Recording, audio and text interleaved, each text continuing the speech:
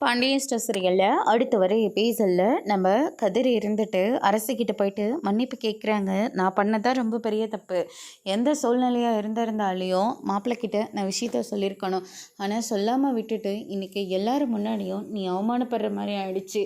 என்னை மன்னிச்சிட அரசி அப்படின்ற மாதிரி வந்து சொல்லிட்டு இருக்காங்க. அவன் பண்ண தப்புக்கு நீங்கள் என்னென்ன பண்ணுவீங்க? இல்லை அவர் தான் என்ன பண்ண போகிறாரு? இதை பற்றி தெரியாமல் அவங்க வீட்டாளங்களும் அப்படி பேசிட்டாங்க. இவராலையும் எதுவும் பேச முடியாமல் அங்கேருந்து போயிட்டாங்க. விடுங்கன்னு பரவாயில்ல அப்படின்னு சொல்லிட்டு அரசி வந்து சொல்லிடுறாங்க. அதுக்கடுத்ததாக வந்து பார்த்திங்கன்னா இந்த சைடு நம்ம கதிரை இருந்துட்டு கார்த்திகை கூப்பிட்டு வந்து பேசுகிறாங்க. அரசியை பற்றின எல்லா விஷயத்தையும் வந்து சொல்லிகிட்டு இருக்காங்க. இது தெரியாமல் போச்சு. இப்போ நானாக எந்த முடிவும் எடுக்க முடியாது. எங்கள் வீட்டாளுங்க கிட்ட பேசிட்டு கண்டிப்பாக நல்ல முடிவாக தான் நான் சொல்லுவேன். எனக்கு இது வரைக்கும் எந்த பொண்ணு மேலேயும் எந்த அபிப்பிராயம் வந்தது கிடையாது. ஆனால் அரசியை நான் எப்போ பார்த்தனோ அப்போவே எனக்கு அரசியை பிடிச்சி போச்சு.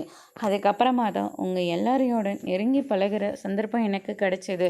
அரசியை நான் விட்டுறக்கூடாது. அரசி என்னை எப்பாடாவது கல்யாணம் பண்ணிக்கணும் அப்படின்னு சொல்லிட்டு கார்த்திக் வந்து சொல்லிடுறாங்க. அதுக்கடுத்ததாக குமர்வேல் கிட்ட நம்ம சொடர் இருந்துட்டு எதுக்காக நீங்கள் இப்படி பண்ணிகிட்ருக்கீங்க?